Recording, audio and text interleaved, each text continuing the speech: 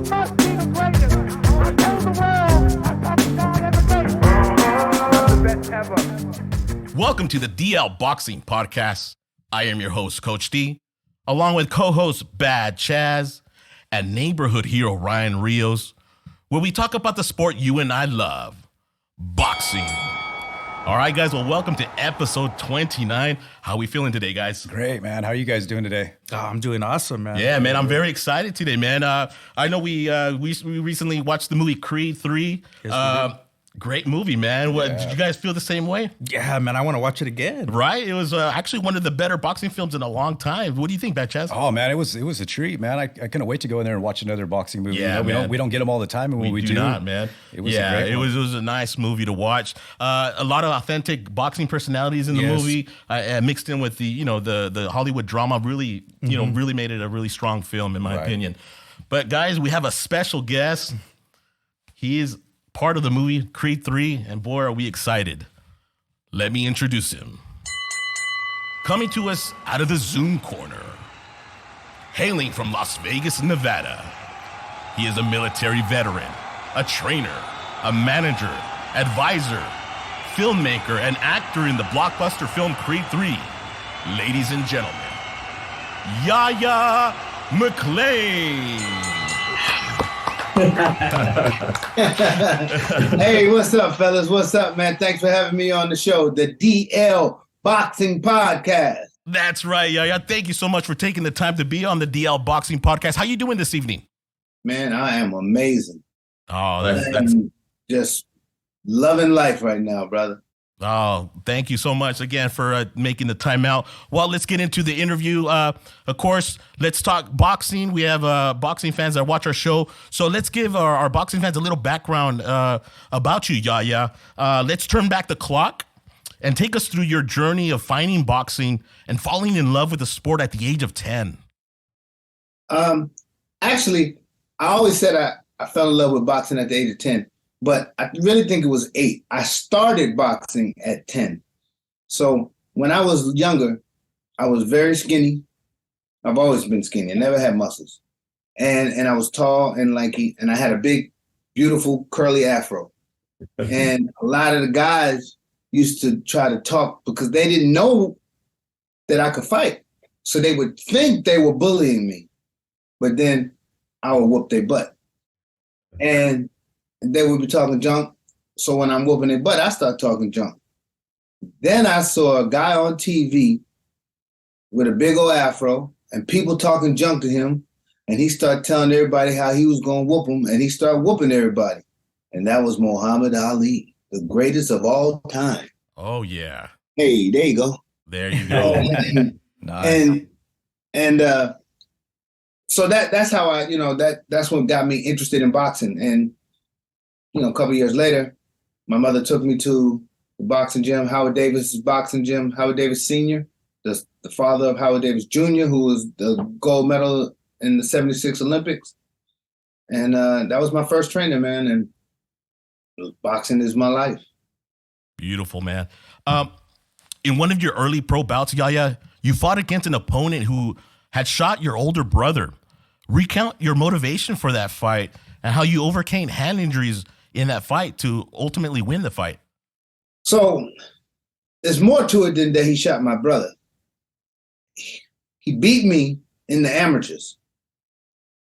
And then he became a street thug. He was in gangs and they would shoot at us. Like we would have street fights all the time. And one time we jumped him and I was holding him in the full Nelson and my boy was hitting him and couldn't hurt him. I was like, man, what are we going to do with this guy? And then, he shot my brother before that. But the way he shot my brother was I was on leave from the military and I came home and we always play football at Paradise Park in Vegas. And we were playing football one day and all these little Hondas, those little Honda cars that they have all souped up, they came zip, zip, zip, zip, zip. And then all my friends started running. I'm like, what y'all doing? They said, man, that's the Pinoy boys. I said, so let's whoop them fools. They said, nah, man, they're going to be shooting. This is in like 86. I'm like, man, ain't nobody going to be shooting. Oh, shit. So they start shooting, and we just all took off running, and they hit my brother in the back, and it came out and got stuck in his arm. So that was what really started the rivalry. And then, like I said, after that, we would see him, we would have fights, and he'd shoot at us all the time. He shot at us a bunch of times, and I was like, man, something gonna have to happen about this. And then I was in the top ranked gym one day, and Roger Mayweather was my trainer. I didn't have a manager. And Alex Freed was his name. He's a promoter. He has since passed. But Alex Freed, hey, I need an opponent for Carlos Escarate. I said, what? I'll fight him. He said, come on, you're too small. Because I was 168 and he was 190. And I was like, man, I'll fight that boy. I don't care. He shot my brother. I don't care. I'll fight that boy. And then he goes, who's your manager? I said, I don't have one. He goes, who's your trainer? I said, Roger. And you guys all know how Roger is. Roger said, shit, can we curse on here? Yeah. Oh, yeah. Okay. So Roger said, shit, if he say he want to fight the motherfucker, let him fight the motherfucker. And so I signed the contract right there. And then the fight was on. 2 weeks prior to the fight, I broke my right hand. If you see this, I broke my right hand a couple times. You see this? I have a ganglion cyst right now. I'm about to get removed. They just keep growing. But so 2 weeks later, I broke my right hand. So I told Roger, nah, man, I am not fighting this dude. You know, I put the weight on and everything. And Roger said, man, you beat that bitch with your left hand. I said, Roger, I lost to him in the amateurs. We jumped him in the streets and didn't hurt him. He said, man, fuck that. Fight that motherfucker. So we go to the press conference. And I told Roger I'm not fighting him. And we get to the press conference. And I go to the press conference because Jeff Mayweather was fighting on the card also. Roger was training Jeff. Roger was training me. And me and Jeff was tight. Yep. So I went to support Jeff. And I'm sitting in the crowd. And Roger goes, hey, ladies and gentlemen, you know, I'm supposed to be training 2 fighters on this card. But I'm only training 1. You know why? McClain's a chicken. I said, oh, my God, what are you talking about? He said, yeah, McClain's a chicken. I said, who? I'm fighting. So I got up, went and sat down on the podium and took the fight. Because one thing that I must say, and I give it to credit to us fighters in my era, is that we respected our trainers. We had 100% full belief, at least for a fact I did. If Roger said I could do it, I could do it. And I believed it. So I took the fight. And we get to the fight, and it's a line on one wall, all the Pinoy boys. The police found out about it because it was the Pinoy boys was a gang in Vegas. And they tried to say that we were a gang. They made up a thing. You could find it in a Las Vegas newspaper, and I think it was a Las Vegas Sun. It was said that we were a gang, and the name of the gang was the Reet Boys. We were not a gang. We were mixed. It was black and whites, and we all hung out together. We played sports together. We did everything together. We were not a gang, but we fought together like a gang if need be. And so they were there, and it was crazy, man. And like normally when I fight, I like it loud in my dressing room. I like the music loud. I like all my friends and family in there, and I'm hyped. I'm crunk. You know, I'm ready. For some reason, and I'm doing a story. I've already wrote the book. You see, that's the book right there, and still up on my wall. But I'm writing a movie about my life too, and so it was like a scene from a movie, man. I'm sitting in the dressing room by myself, which I never find myself by myself before a fight. And it was so quiet, except for the noise, like I'm in the room with the curtain, and you can still hear the crowd and the other fights that's going on. But it's not really that loud. And I'm sitting there, and then my brother, Mark, because I have 2 brothers. Mark is the one that got shot. Mark opens the curtain. And Mark, he's very dramatic. So he goes, and he opens the curtain. And when he opened the curtain, it was like the noise stopped. It was like the world stopped. And he goes, remember Paradise Park. And man, I was so crunk. I was so turned up. I got up, I started shadow boxing, then everybody started coming in. I was hitting the mitts. Oh man, I was ready. I was crazy. And but I still had one hand. So we go out there, and the first, Roger said, go out there and put that jab on him. So the first round, I went out there, pop, pop, pop, killed him with the jab. He couldn't touch me. Second round, pop, pop, pop, killed him with the jab. He couldn't touch me. But towards the end of the second round, I started throwing the hook. Boom, I was catching with the hook. And then he did this.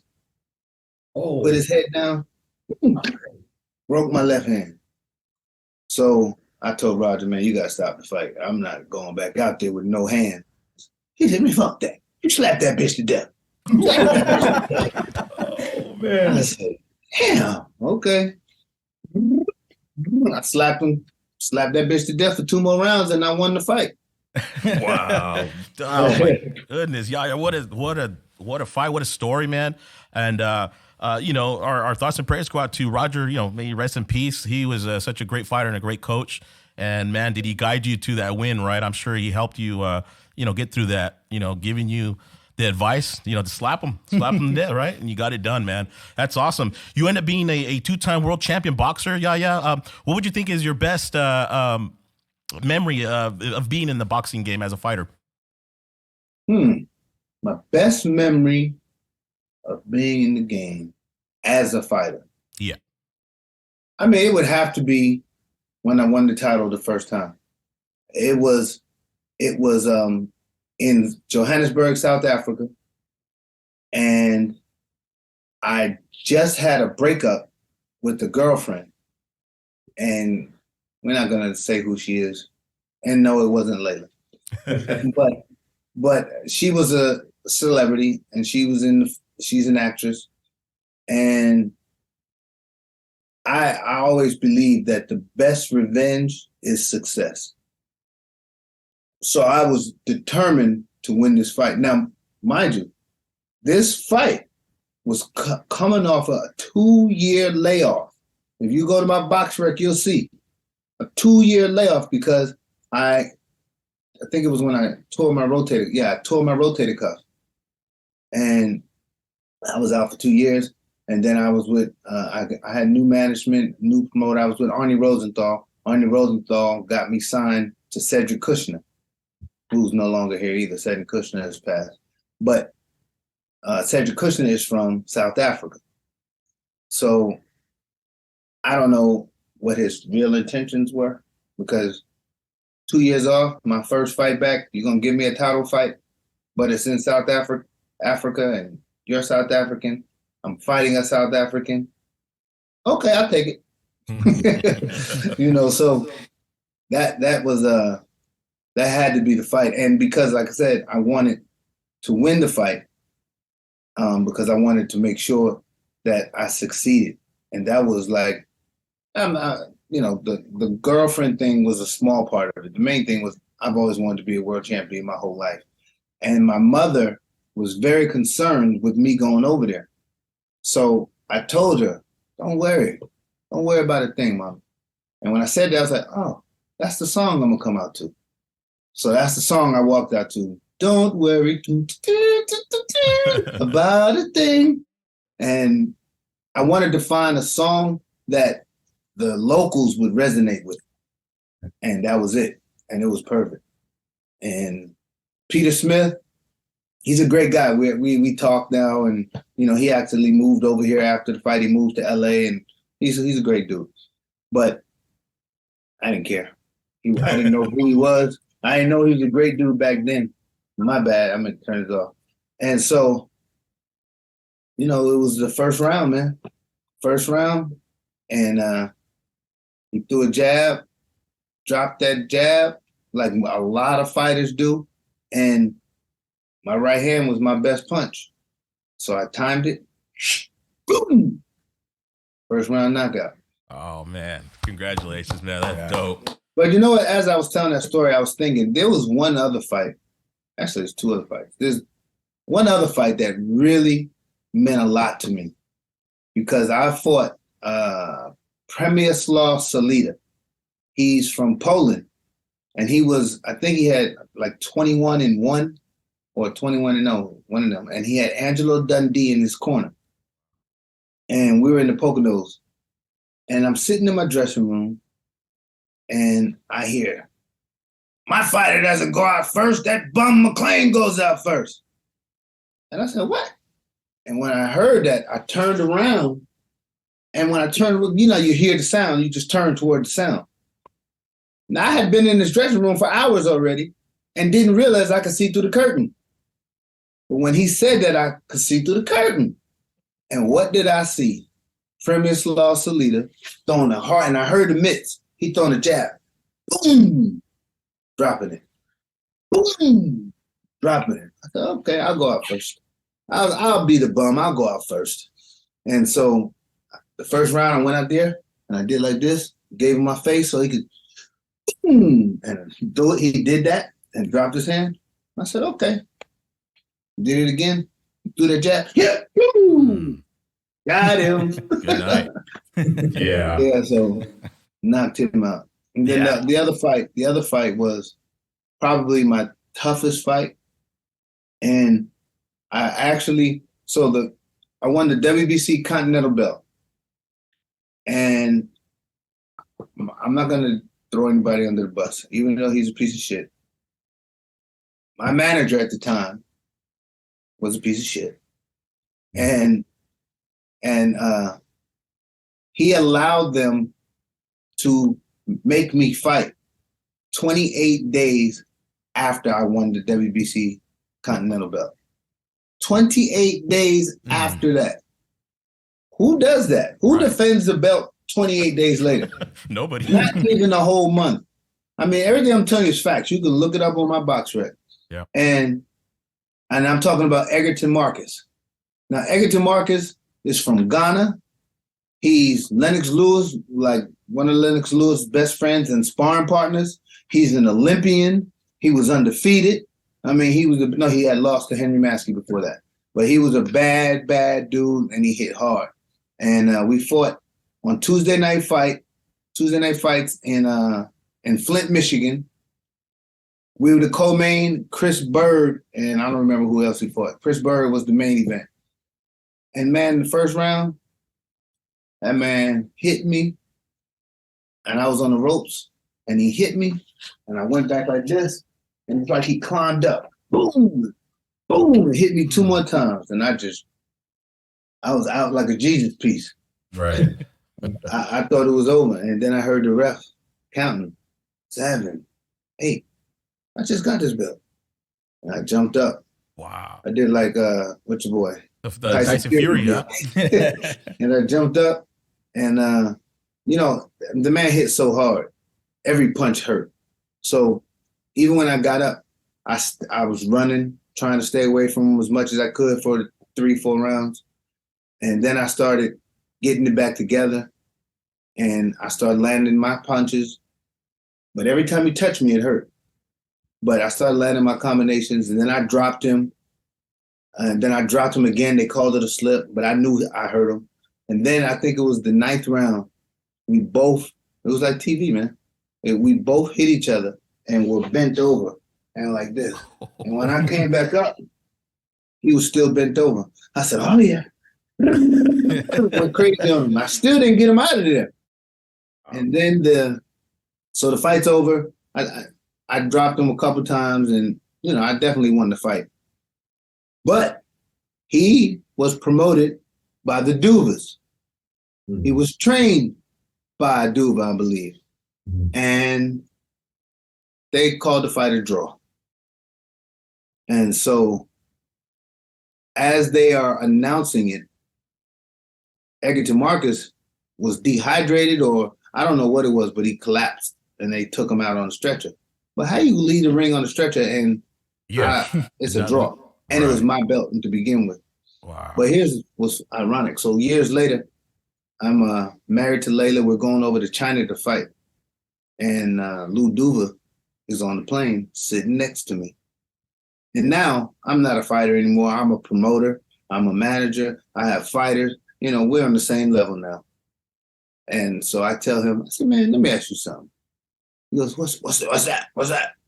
I said, man, y'all dirty. Why y'all do me like that? He said, what are you talking about? I said, when I fought Egerton Marcus, He said, Clark, what do you think? It's my fighter. Come on. I'm like, damn, just like that blatant, you just say it like that. But yeah, man, that was a very interesting fight. Yeah, wow. Well, thank you so much, Yahya, for giving us great insight into your boxing career. Those are great, great fights to be proud of for sure, man. Well, let's talk about the latest and greatest, Yahya. So you were casted to play the role of Damian Anderson's trainer. Tell us how this audition came about and how you had to endure tragic family losses in the time leading up to receiving this audition call, man. So my same brother that got shot, that's my older brother, Mark. My younger brother is Malik. And December, and I always tell people when I tell this story, this is not a woe is me moment. It's a yo, it's me moment because I flipped the negative into a positive. And so on December 27th, I buried my older brother from COVID. 5 days later, I buried my mother from COVID. 5 days after that, I was given the audition for this role in Creed. And initially, I was in no shape, did not want to do it. And as I'm sitting there telling myself, I'm not doing this damn audition, and I'm, I could hear my mother. My mother was a real one. My mother was a real one. She gives it to you straight. Growing up, we were like the Kool-Aid house. All the kids came over to our house, and all the kids got whoopings. They got cursed out. They got whatever they needed. They got it at my house. And so I'm thinking about my mother, and I could hear her say, "What? You ain't what?" And putting her finger up. "You what? You better at least try. You better go try." And so, with that, I was like, okay, I got to try, because my mother took me to the gym when I was 10. My brothers, all my family and friends been to all my fights, and my family went to see the first Rocky together as a family. So it was just too much synergy there for me to ignore it. And so I did the audition and I booked it. And it was God don't make no mistakes. It was perfect timing because it took my mind away from everything else. And it just created, it got me back, because, I've been acting for a long time. That actress that I was dating, that's when I started back then, that we're not going to talk about. But it just got me back to it. And so, I booked the role. And when you're an actor and you book a role, you don't get the whole script. You get just your audition sides. And so I didn't know what the script was about and everything. And while I was on set, so when I first booked this role, I was only supposed to be on set for 2 days. And then that was it for me. But while I was on set, I had a lot of downtime, and someone put the script in my trailer. So I read the script. Have you guys all seen Creed? Yeah, we have. Yep. Okay, so when I read the script, I was done after the first fight. And Jonathan Majors was going on to fight the biggest fight of his career with a whole new camp. And I was like, you know what? At this point, I ain't got nothing to lose. So I went up to Michael B. Jordan, who I didn't know from anywhere. And I told him, I said, "Listen, brother, can I talk to you for a minute?" He said, "Yeah, what's up?" I said, "Man, I've been fighting all my life. And what I'm reading is something that would never take place." He said, "What's that?" I said, "Man, you win a big fight like that, you're not going to dump me and get somebody else." And he goes, "Yeah, but it's already casted. It shoots in L.A." And I was like, "I like L.A." And then he chuckled and he goes, "All right, let me think about it." And then the next day he goes, "I think we're going to make that happen." And he did. And man, it changed my life. It literally changed my life, because from 2 days to being on set for 2 months, then going to LA for a couple weeks, then coming back to Atlanta and being called back to set again. I mean, I've just been a part of this whole process. And I just love the fact that Michael B. Jordan was so willing to listen and to, first of all, he surrounded himself with the best of everything. Everything was authentic because everyone in every position was the real deal. And I mean, so he couldn't miss. But because he was so dope, he gave me that opportunity, man. And it just has changed my life and got me, focused on acting again. I quit doing all the other, whatever else I was doing. The only thing I do now is go to acting class. That's where I just got home from. Go to acting class and ring announcing. Yeah. And I have a fight this weekend. I'm going to be ring announcing. But so it's acting and filmmaking. I'm a filmmaker also. But acting is just, it's my thing right now. I'm very, very serious about it. Like I was when I lived in LA. When I lived in LA, I was very serious. I went to acting class every week, but now, thanks for this opportunity. And, so I don't know if you guys know the last episode of the BMF that came on last week. I was in that one. Okay. I was in a movie called A Christmas. Babe, a Christmas what? A Christmas, I forget. A Christmas, I forget what it's called, but it's on Discovery Plus. And I have another movie coming out called Lola 2. It's coming out on April 1st on All Black Network. And I'm in that as well. And I got a national commercial running for Chevy Silverado. And I've just been on the road, man, and it's just been a beautiful thing. And I'm just very humbled by this all, man. And I can't thank Michael B. Jordan enough and Jonathan Majors. Going to set every day and having the opportunity to watch Jonathan Majors and to learn from him, it was like going to watch a masterclass every day. And I really believe that so Jonathan Majors is kind of like Roger Mayweather, but in a positive way. Roger's my guy. I love Roger forever. But Roger don't care who's around. He gonna say what he wants. Jonathan Majors don't care who's around. He gonna say what he wants. So if he needs to get in character, he'd just be, out of the blue. I mean, like, he don't care. That's what he does. And it works for him. So I took that same attitude into my audition for BMF because I auditioned for the BMF 4 times before that. I never booked it. I don't know if that's what did it, but I booked it this time. Yeah, nice. I'm sure that helped. Yeah. I mean, we could see your talent, man. You great actor. I mean, you're showing glimpses of it now. As we were speaking with you, Yahya.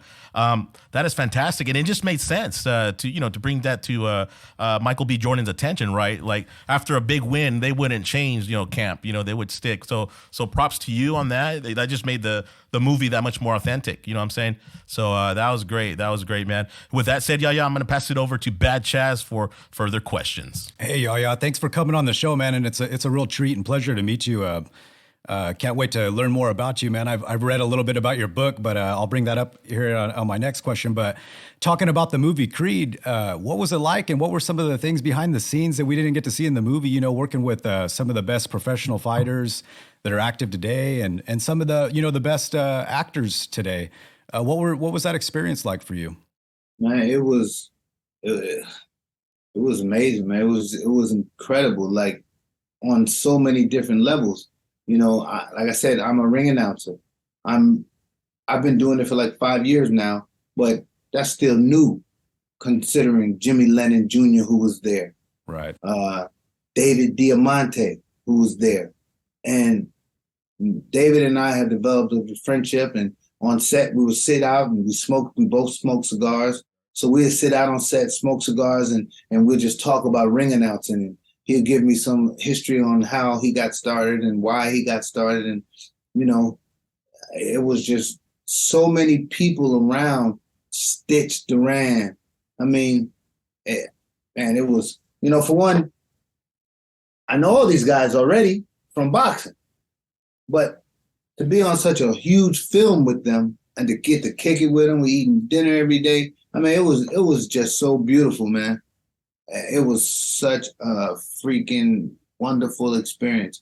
I took it further after the premiere. We went to Vegas because most of those guys live in Vegas, and I grew up in Vegas, so I rented a theater. And we had the screening on the 3rd when it came out. Sold it out in 2 days. Had to add a theater. Nice. I mean, it's just been a really great time. It's been like a roller coaster, but I love it. That's awesome, man. Well, congratulations on this new chapter in your life, man. And I hope that it keeps taking you further and further. My next question, I was going to ask you, I started reading your book, and still. And going through that book, man, I seen that you've had some obstacles that you've had to encounter in life, but you've always seemed to overcome them. And then something on the positive side of that, and that's kind of seems like it's been most of your life. And then still today, this recent the passing of your mother and your brother, sorry to hear that. And but then there you are again. Now you're in the movie. How have you always kind of landed to the success on the other end of things? So you see the book, name of it, and still I rise. I mean, that's just it, man. I'm a Muslim. I'm very dedicated to my faith. I have full belief in Allah. I have full belief in God, Allah, and I just leave everything up to Him, man. I don't know what I would have done without my belief in God, without my belief in Allah. I don't know how I would have dealt with it. But because I know that God don't make no mistakes, I was able to deal with it and accept it. I mean, of course, I am still, going through it, and I have my moments. But for the most part, I understand. I mean, I don't understand it, but I know it's coming. We all have that appointment. Yeah. We cannot be late. We can't put it off. We can't dodge it. When it's your turn to go, it's your turn to go. It's unfortunate that my mother and my brother went like that. And it was very hard on the family. I mean, hell, I'm the patriarch of my family now. Yeah. That's crazy. That's crazy, man. Well, condolences to you and your family and your loved ones and stuff. And thanks for sharing that information with me, man. It's been great. I'm gonna go ahead and turn it over to Ryan now. Hey, Yahya. Hey, thanks for coming on and sharing your story, man. Much appreciated and much respect. Going back to the Creed movie, I kind of got glimpses of you portraying kind of like a Suge Knight or even like a Debo vibe. I mean, did you have to stick to a script, or were you just playing yourself? Because, man, you gave that vibe to me. Yeah, so Michael B. Jordan, like I said, Michael B. Jordan is a great guy and a hell of a director. And he respects each of us that were in our respective careers and playing the roles in what we do. And a lot of times he would tell me, just do your thing, man. That's your world. Do your thing. Do your thing. And then he would say, okay, that's enough of that one. Now say this. Now do it like this. And then I do it like that. And, so it was, he gave me a lot of freedom to be authentic. Yeah, and I kind of felt the same way, and I really like that scene on the beach, man. And I was like, you scared me, man. Like I was thinking to myself, Michael B. Jordan, dude, watch out for that dude back there, man, because he's coming after you. Yeah, I really like that scene. Also, too, man, just hearing your story. I mean, what are some of the proudest accomplishments that you have, and what is something you still like, set out to accomplish? Man, you know what, man? One of the things that I'm learning that I never really paid attention to myself is that a lot of people talk to me and call me out the blue. For instance, I used to train this kid named Remy, little white kid that I think he used to be abused. I mean, not abused. He used to be bullied or whatever. And his father brought him to me to learn how to box. He learned how to box. He doesn't get bullied. He grew up. He's a great kid, graduated high school, went to college, all of that, right? And a couple years ago, his father calls me out the blue and says, "Hey, man, I just want to thank you." I said, "What's up?" He said, "Man, my son graduated, and in his graduation speech, he thanked me for helping him be the man that he is today." And man, that just touched my soul, man. That touched my soul. And then, so that was like the first one that really brought my attention to it. But then I started getting different calls from different people about, random stuff. Like all of a sudden, everyone's thanking me for always being such a great guy. And that's not really the case. I wasn't always such a great guy. But I've done some great things for a lot of people. And, I guess that's one thing that I never thought to be proud of, but it makes me feel good about myself. Yeah. And you're going to get another thank you because I also know you're an advocate for dads' rights. And I was one of those dads. So I want to say thank you, and I appreciate everything you're doing, man. Much respect. Absolutely, man. Have you seen my documentary, Casualties of War? It's on my YouTube page. It's for free. You know what? No, I want to watch it. I just wasn't sure how to find it.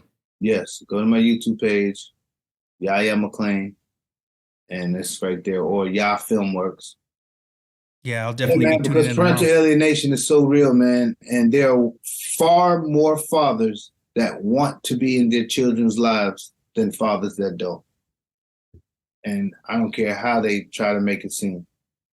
Very quickly, parental alienation and corruption in the family law court system is a $60 billion a year industry. I don't think it will ever end. And it's a shame because children need both parents. I agree. 100%. Yeah. All right. So we made it to the fun question segment, Yahya, of our interview, man. So check this out. I want you to transform back to your role as Damian's trainer. The scene is this, Yahya. I'm going to interview you moments after Adonis Creed has stopped Dame in the 12th round of a grueling bout. You ready? Yeah. All right, let's go. All right, guys, I am here with Damian Anderson's trainer. Coach, commiserations. What a war of attrition we just witnessed. First and foremost, how is Anderson's condition? Is he doing okay? Man, he's doing outstanding, man. I don't even know why they stopped the fight. I mean, come on, man. The round before last or the last round, whatever it was, man, this man could have kept going. It's ridiculous, man. Right. Both were taking a major amount of punishment, Coach. Can you divulge into the game plan coming into the fight? And what were some of the instructions you were giving him in the corner? And do you feel Anderson's emotions and his past history with Creed impacted the way he fought in the ring tonight? Well, actually, we talked about that, and the game plan was to not let that happen, but obviously we all saw what happened, and definitely his emotions definitely got involved. But either way, man, I don't think they should have stopped the fight, and to be fair, they need to give this man a rematch. Yeah, boy, would we want to watch a rematch. With that said, Coach, his ascension to the top was literally, you can describe it as an overnight sensation. What kind of advice will you give him dealing with this crushing first defeat, Coach? Well, first of all, this is not his first defeat. It's his first defeat as a professional. He has lost a fight before, but, I mean, he went to prison. He lost that fight. So he knows how to come back from defeat, and he knows how to make the best of it. I mean, some people are saying that he should have never been given an opportunity. Well, you look at Lomachenko. They say he had a whole bunch of 400 amateur fights. Okay, well, Damian didn't have 400 amateur fights, but he was number one top dog in the amateurs. So why do you need to have 400 fights if you're the top dog already? So therefore, he was ready for that moment, just like Lomachenko was ready, just like Leon Spinks was ready when he fought Muhammad Ali and won the heavyweight championship of the world after his 8th fight. So I don't want to hear nobody saying that he didn't deserve it and that he shouldn't get a rematch. He definitely should get a rematch. And Adonis Creed knows that he did him wrong all these years, 18 years. I don't care if your mother gave you gave you the letters or not, you still should have reached out for your boy that saved you. Yeah. So, yeah, we need a rematch. I agree. Great points, Coach. Well, thank you very much for your time, and all the best to you and Dane in the future. Thank you, Coach. Thank you. Ladies and gentlemen, Yahya McClain. Great stuff, brother. Oh, man, that was awesome. Thank you so much for participating in that. Also, as a filmmaker, I know you alluded that you're making a film about maybe that's based upon you yourself as a boxer. But if you could make a movie about any fighter, who would it be and why? Well, I can't tell you that because I've been brewing with this one forever, and I am trying to get the clearance rights, and I have the fighter that is the spitting image of him. Ooh. I actually have a couple of boxing movies. Montel Griffin and I are in talks right now about doing his biography. Nice. And I think it's going to be amazing because Montel Griffin's another one. After 30, I think it was 15 or 30 amateur fights, went to the Olympics. Who does that? Right. He's one of the only two guys to beat Roy Jones and James Toney. Whoa. I mean, yeah. He has a hell of a story as well. He does, yeah. He was in the training camps with Muhammad Ali when he was like 5 years old or 8 years old with his father. So, I mean, yeah. His story is deep too. But, my story on my life it's incredible. Not just my boxing part of it. Just that, you started the book. And so through the book, we'll learn that my father was killed when I was 3. My mother was still pregnant with my younger brother. So we grew up without a father in our house. Just so many ups and downs and so many things that we've made it through as a family.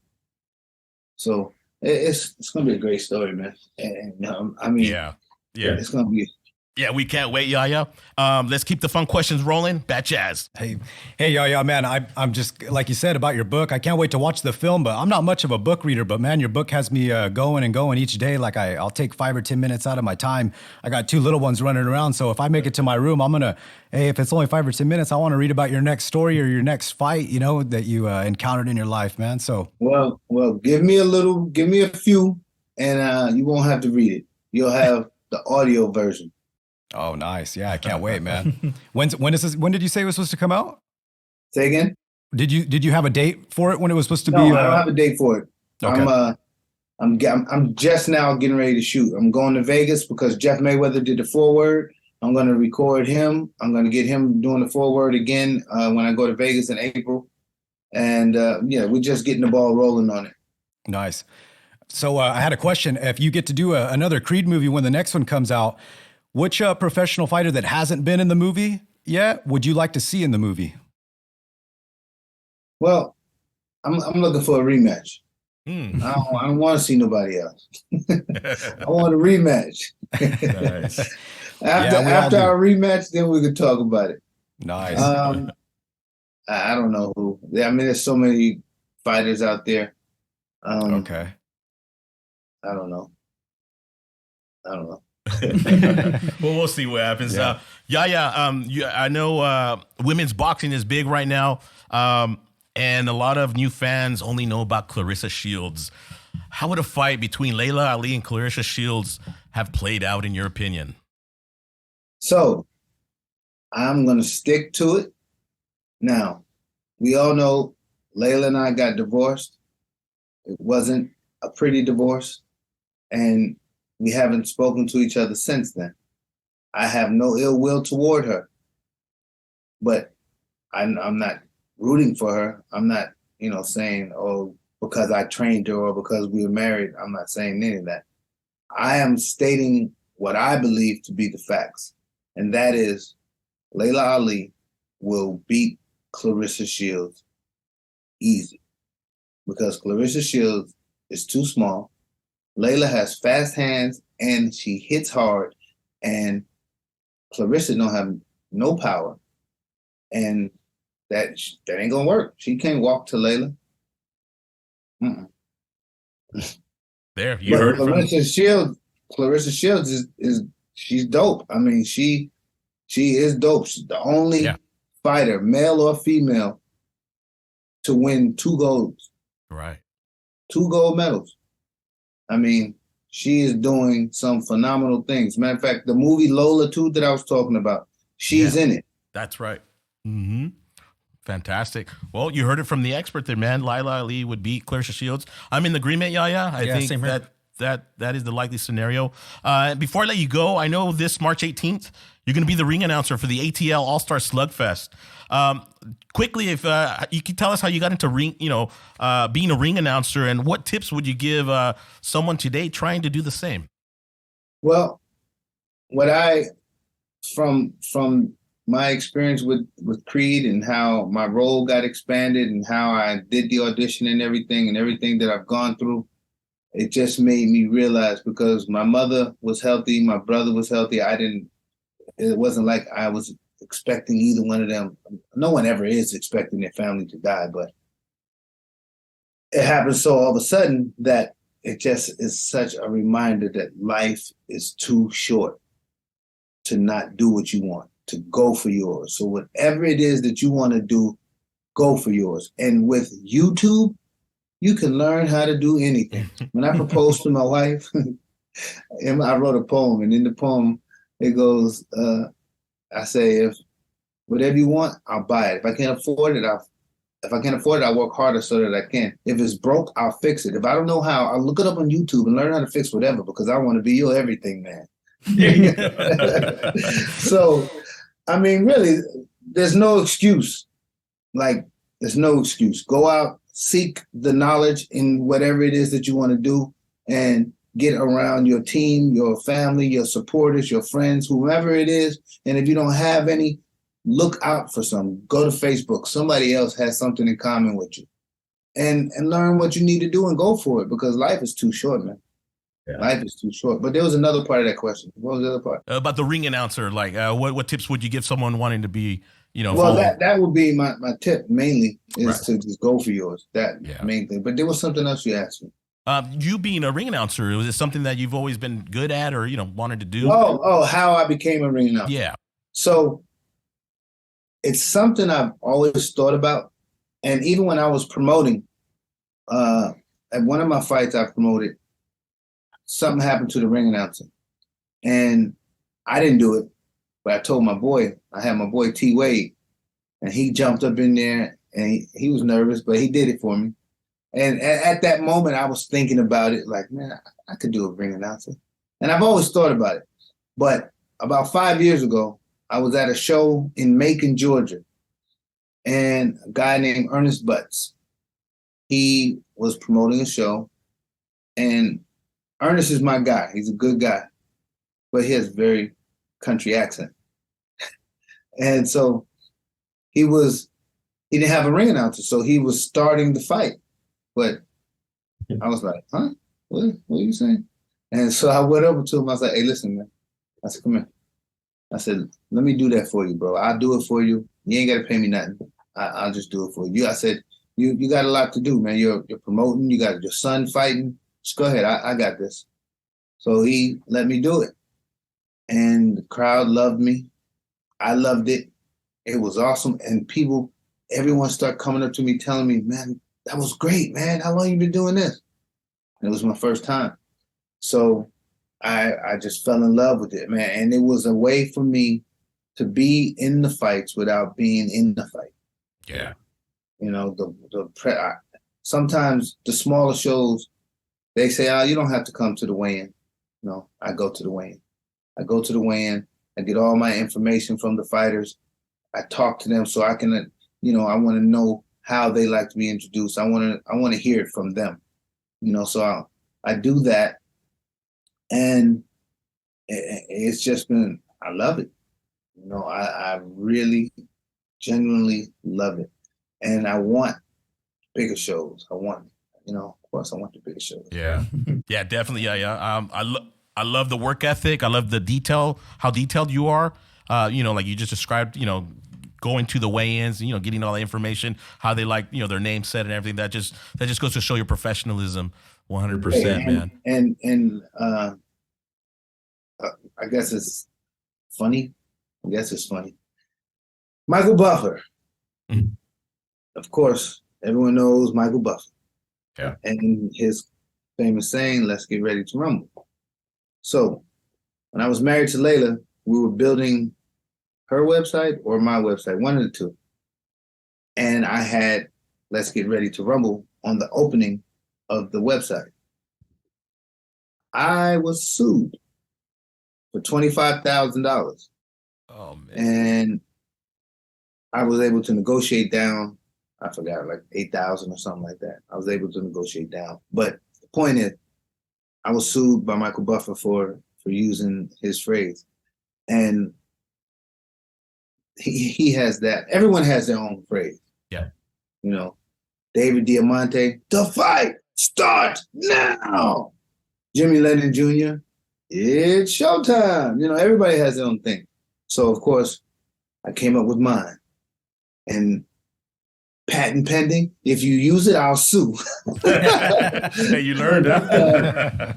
And it's, "Ladies and gentlemen, it's time to stop the chitter chatter and get ready for what matters. You know, it's fight time." Great. Nice, man. That is awesome, Yahya.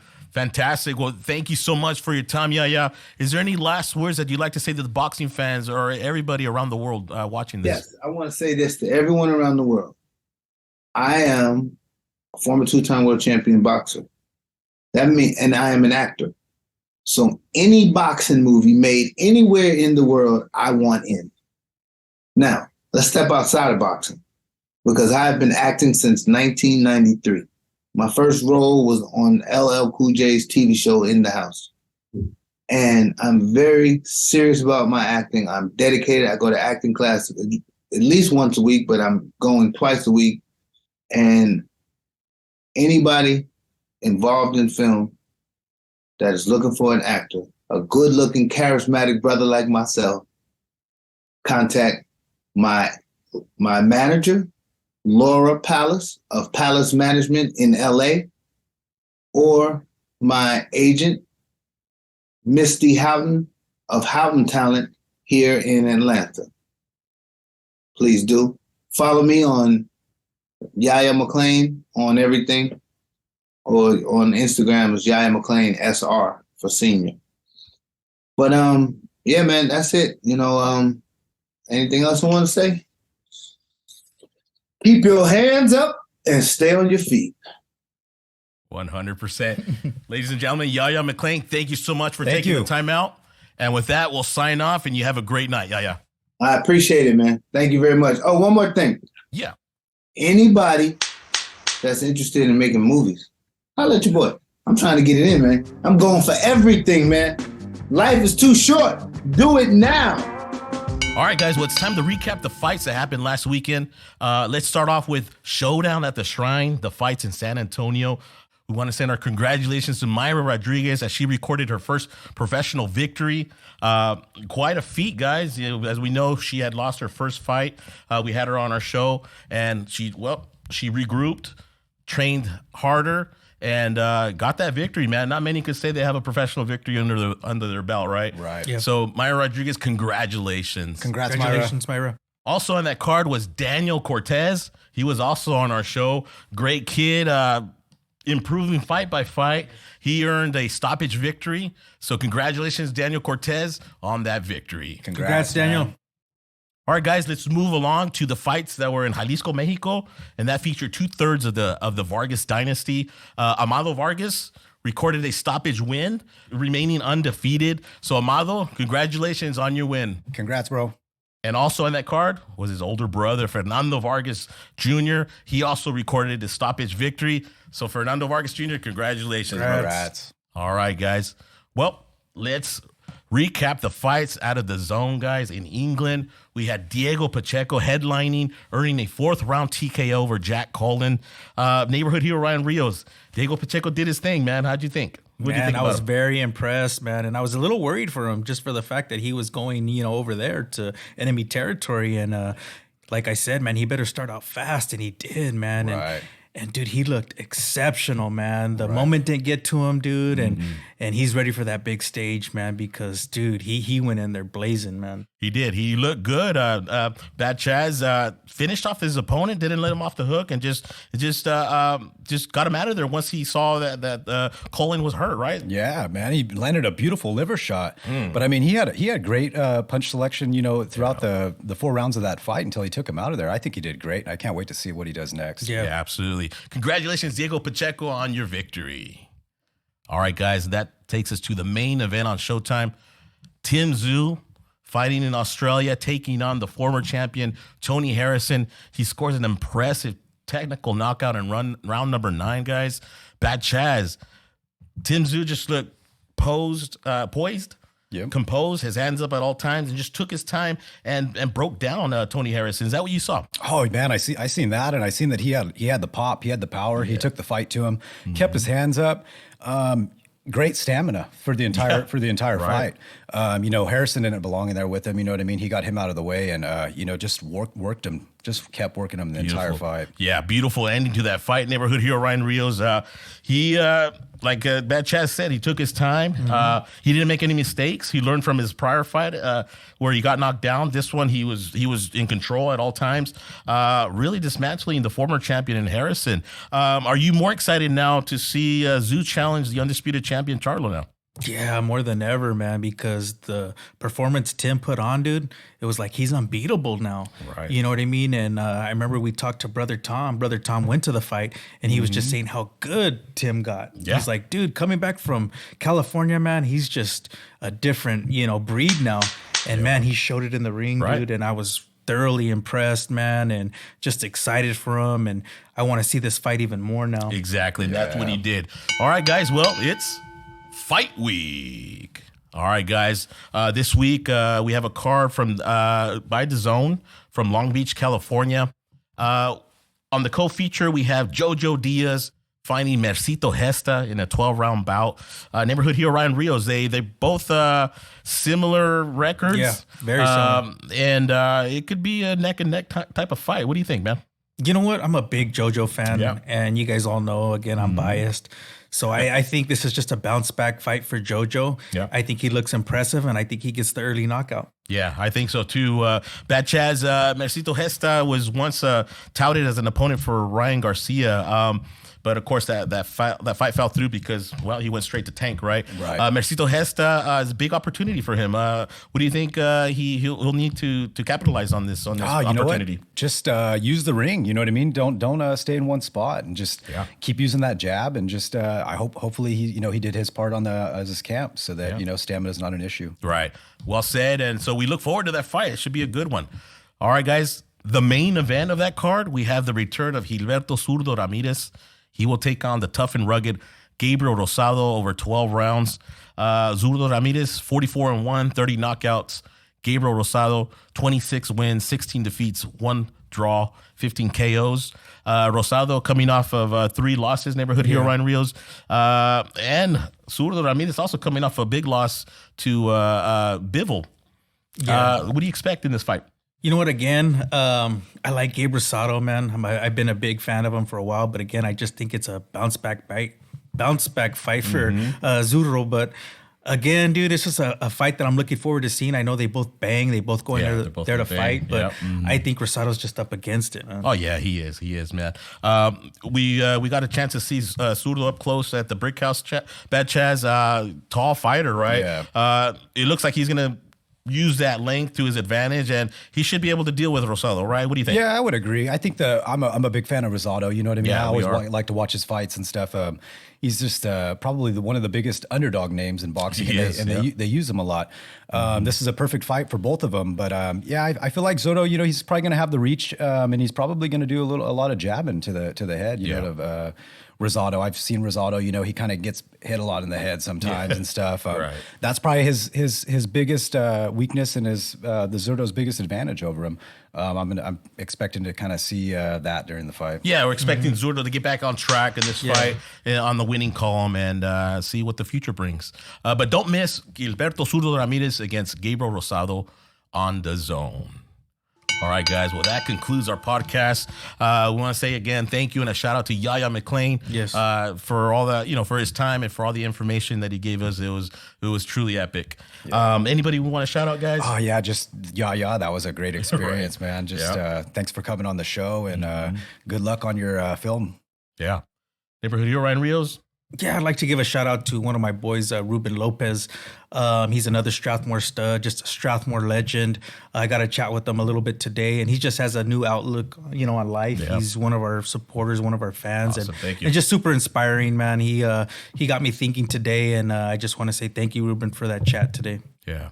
And my daughter, guys, gave me a call earlier today. She attends the University of Long Beach, and she'll be graduating this May of 2023. Congrats, man. Yeah, thank you very much. Yeah, but her graduating class is making a petition because over the graduation, I guess it's not going to be your standard graduation the way you expect it due to COVID. It's been it's just a very short little ceremony. So the petition they put out is for them to get a real graduation, as it was before the COVID hit. So I'll put the link down in the description, guys. If you guys just sign the petition, it costs you nothing, just a minute of your time.